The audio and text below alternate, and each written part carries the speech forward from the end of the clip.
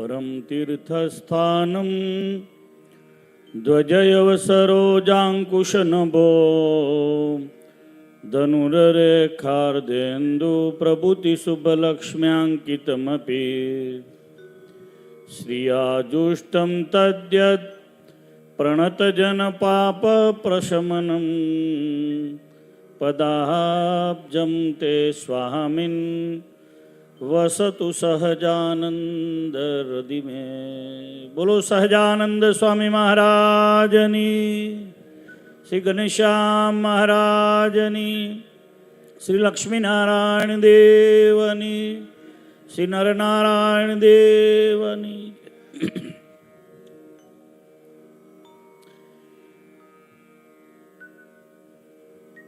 महा पवित्र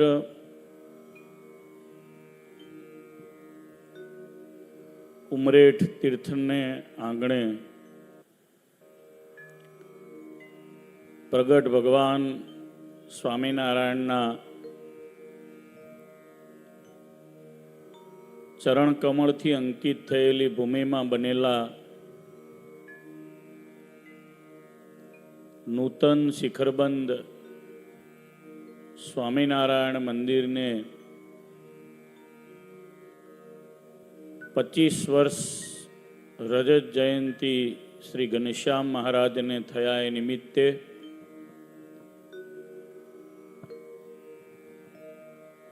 વડતાલવાસી શ્રી લક્ષ્મીનારાયણ દેવના દ્વિશતાબ્દી મહોત્સવના ઉપક્રમે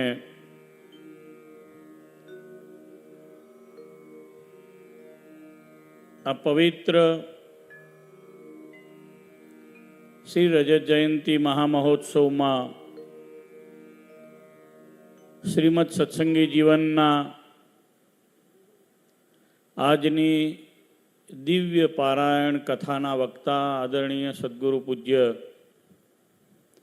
નીલકંઠ ચરણદાસજી સ્વામી, જેતપુર કલાકુંજ,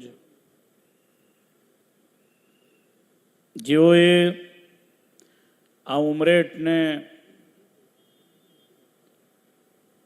પોતાનું ઘર માન્યું, નિસ્વાર્થ ભાવે રોકાઈ અહીંયા આ સત્સંગને જેમણે સેવો, આ સત્સંગને બહુ આશીર્વાદ આપ્યા એવા સાધુ ગુણે સંપન્ન આદરણીય સદગુરુ પૂજ્ય રઘુવીર ચરણદાસજી સ્વામી, પૂજ્ય ઉત્સાહી ખૂબ સારા નવા વક્તા, સત્સંગના સદગુણી સંત પૂજ્ય શાસ્ત્રી હરિગુણદાસજી, પૂજ્ય રામાનુજ સ્વામી, મારા સ્નેહી આત્મીય પાર્ષદ શ્રી કાંતિ ભગતજી, સભામાં ઉપસ્થિત સંહિતા પાઠી સૌ આદરણીય સંતો, પૂજ્ય મહાત્મા સ્વામી ભુજથી પધારેલા આપણા સંપ્રદાયના પ્રસિદ્ધ વક્તા કૃષ્ણ સ્વરૂપ શાસ્ત્રીજી, મારી સાથે પધારેલા જયેન્દ્ર સ્વામી વગેરે સૌ ભગવાનના લાડીલા સંતો, સભામાં ઉપસ્થિત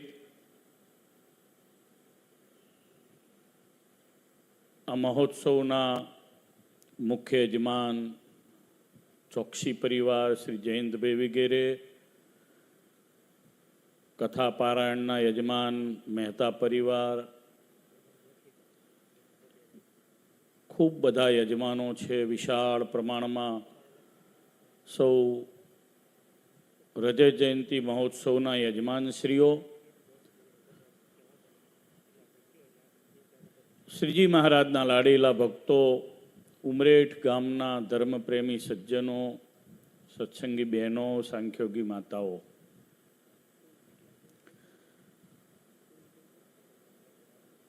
છોટે કાશી ગણાતું આ ઉમરેઠ, એમાં સ્વામિનારાયણ ભગવાન પ્રગટ થયા વન વિચરણથી લઈ અને ભગવાન સ્વામિનારાયણ અહીંયાના નરબેરામભાઈ, રૂપરામ ઠાકર અને બાકી બધા ભક્તોના ભાવને પૂરા કરવા માટે અનેક વાર પધાર્યા.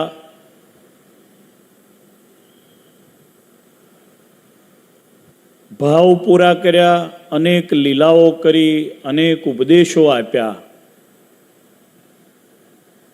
સ્વામિનારાયણ ભગવાન છે એવું આ શહેરમાં અનેક વાર મોટા સંતોએ, ખાસ કરીને સદગુરુ પ્રકાંડ પંડિત નિત્યાનંદ સ્વામી, સદગુરુ યોગીરાટ મૂળ અક્ષરમૂર્તિ ગોપાળાનંદજીએ, સદગુરુ મુક્તાનંદજીએ, મહાન વિદ્વાન શ્રીજી મહારાજના રાઇટર સદગુરુ શુકાનંદજીએ સાબિત કર્યું કે સહજાનંદ સ્વામી મહારાજ જે પ્રગટ થયા છે ભગવાન છે, પૂર્ણ પુરુષોત્તમ છે, સર્વાવતારી છે. એવું આ ગામ સંપ્રદાય માટે ઐતિહાસિક ગામ છે. ને એટલે તો ભગવાનના મોટા સંતોએ આને સેવ્યું અને આ સત્સંગને પોષણ આપ્યું. સમર્થ મહાન ભક્તો અહીંયા થયા. સંપ્રદાયના અગ્રણી ભક્તો પણ અહીંયા થયા. યાદ કરીશ આદરણીય પૂજ્ય શ્રી નાથજીભાઈ શુક્લને યાદ કરીશ. શ્રીજી મહારાજે જે પ્રતિષ્ઠાઓ કરાઈ વડતાલ, ગઢડા, ધોલેરા, આપણા ધામોની, એના મુખ્ય આચાર્ય પદે રહેલા હરિપ્રસાદભાઈ, આ બધાએ સંપ્રદાયના અગ્રણીઓ હતા. એટલે આ ગામ પ્રથમથી જ સ્વામિનારાયણ સંપ્રદાયમાં મુખ્ય ભાગ ભજવતું આવ્યું છે. ભગવાનની ઈચ્છાથી સત્સંગ વધે છે, ભગવાનની ઈચ્છાથી સત્સંગનો ફેલાવો થાય છે. ભગવાને સ્થાપેલો આ દિવ્ય સંપ્રદાય છે એટલે એની રીત એ ભગવાન મુક્તો મોકલી અને વારે વારે પ્રવર્તાવે છે.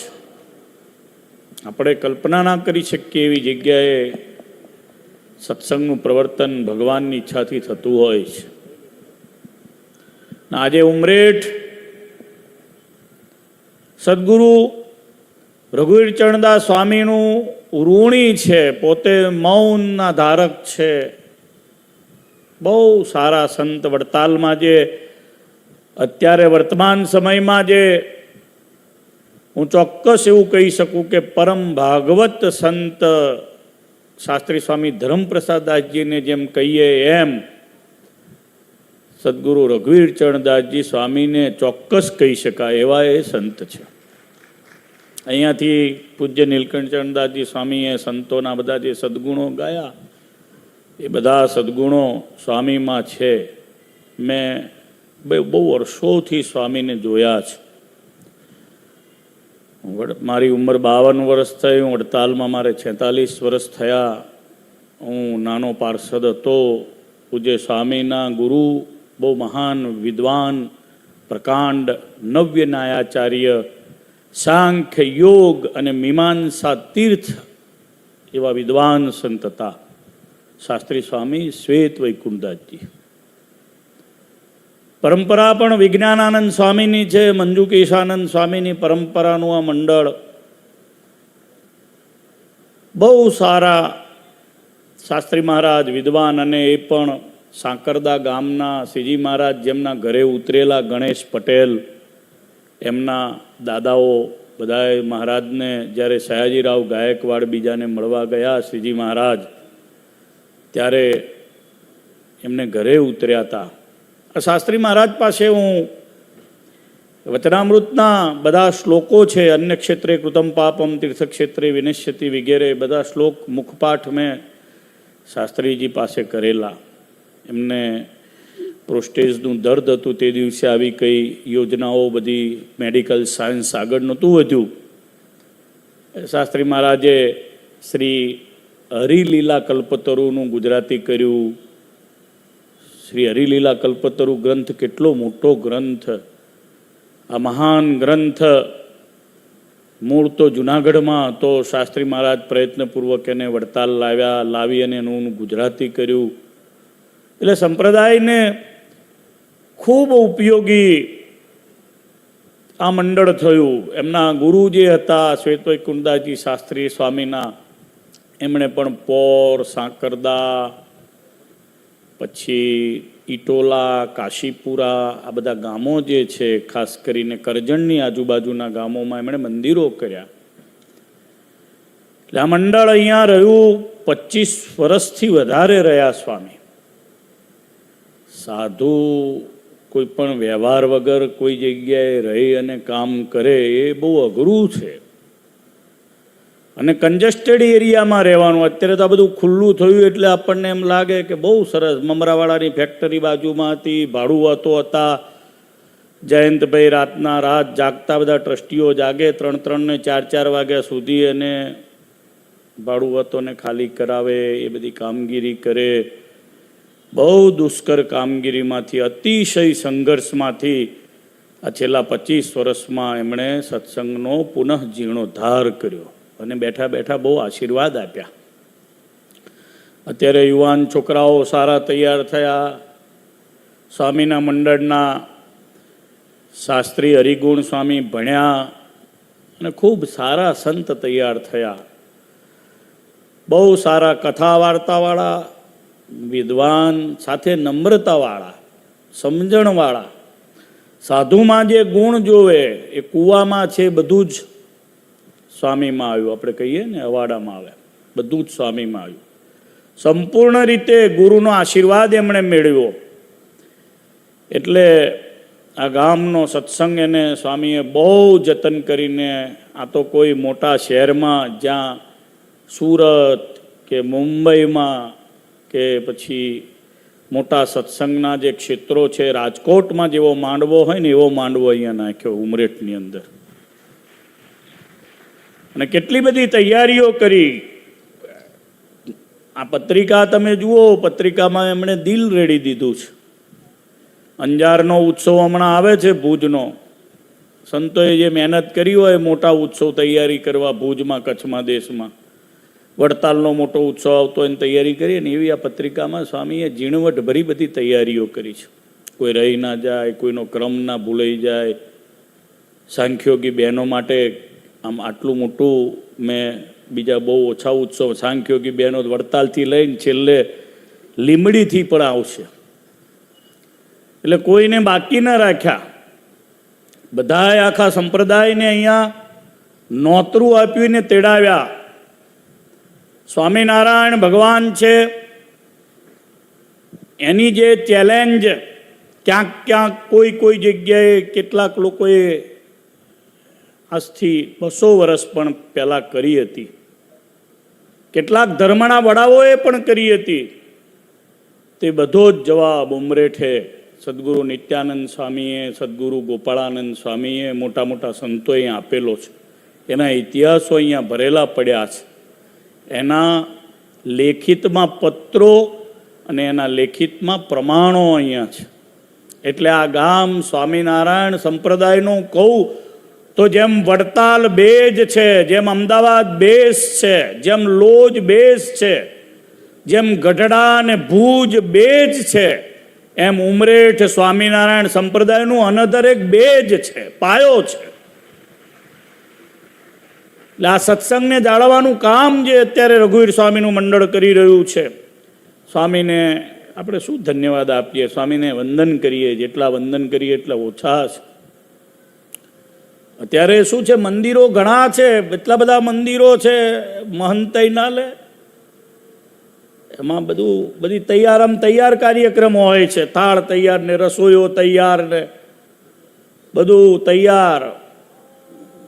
વડોદરા, ભરૂચ, સુરત, દભાણ, ખંભાત મોટી મહંતઈમાં મંડળ જઈ શકે એવું, પણ સ્વામીએ પોતાએ આ ઉમરેઠના સત્સંગને ઘર માન્યું અને કેવા સારા હરિભક્તો તૈયાર કર્યા. સ્વામી અહીંયાથી જ્યારે હરિગુણ સ્વામી હરિભક્તોને ભાઈઓ બહેનોને લઈને બધાને પદયાત્રા કરીને વડતાલ છેક મહારાજને આમંત્રણ આપવા માટે આવ્યા. હરિકૃષ્ણ મહારાજને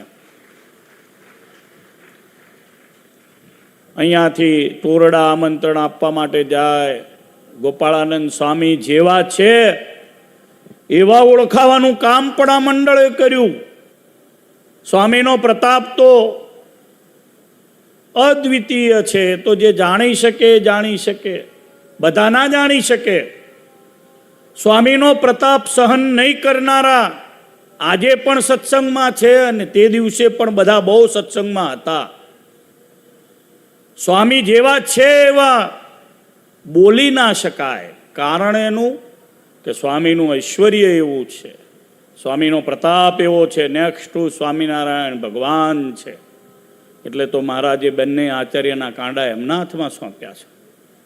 એમનું કરેલું શ્રીમદ ભગવદ્ ગીતાનું ભાષ્ય એ સ્વામિનારાયણ ભગવાન છે એનો આખા સત્સંગને નહીં આખા જગતને જવાબ છે. સ્વામીએ જે દશોપનિષદ ભાષ્ય રચ્યું, સ્વામીના જે વડતાલ પ્રત્યેના ભાવને યાદ કરું તો 22 વર્ષ સુધી સ્વામી વડતાલ રહ્યા. મહારાજના ધામમાં પધાર્યા પછી બધી વ્યવસ્થાઓ સ્વામીએ વડતાલમાં રહીને કરી. વારે વારે ઉમરેઠ આવતા, છેલ્લે પણ ધામમાં જવાના થયા. નક્કી કર્યું અહીંયાથી વડતાલ જવું. છેલ્લે ઉમરેઠ હતા અને ઉમરેઠથી વડતાલ સ્વામી પધાર્યા. એટલે આ ગામ યોગીવર્ય સદગુરુ ગોપાળાનંદ સ્વામીની યોગ દ્રષ્ટિનું ગામ છે. અહીંયા તો જેટલી માનતાઓ રાખો એ બધી પૂરી થાય. સારંગપુરમાં હનુમાનજી મહારાજ જે કાર્ય કરે છે એ ગોપાળાનંદ સ્વામીની ઓરડીનો એક આગળના પથ્થરની આગળના ભાગમાં બેસીને કોઈ સંકલ્પ કરો ને તો ત્યાં પણ પૂર્ણ થાય છે. બધું સ્વામીનો પ્રતાપ અદ્વિતીય છે, અલૌકિક છે. આ બધું જ હું માનું છું. આ મંડળે જે કંઈ કામ કર્યું એ શ્રી ઘનશ્યામ મહારાજના, સ્વામિનારાયણ ભગવાનના, ગોપાળાનંદ સ્વામીના, મોટા સંતોના આશીર્વાદ અને કૃપાનું આ ફળ છે. બહુ ટાઈમ નથી કોઈ ચરિત્રની વાત અત્યારે લાંબી કરું. ભગવાનને પ્રાર્થના કરું. બહુ બધા હરિભક્તોએ આમાં ભોગ આપ્યો છે. ખાસ કરીને જયંતભાઈને યાદ કરીશ કે એમણે, અને ટ્રસ્ટીઓને બધાને ધન્યવાદ આપીશ કે એમણે વારે વારે આ મંડળની સાથે જે પ્રમાણે સંતોએ કહ્યું એ પ્રમાણે રહી અને સત્સંગનું કામ કર્યું.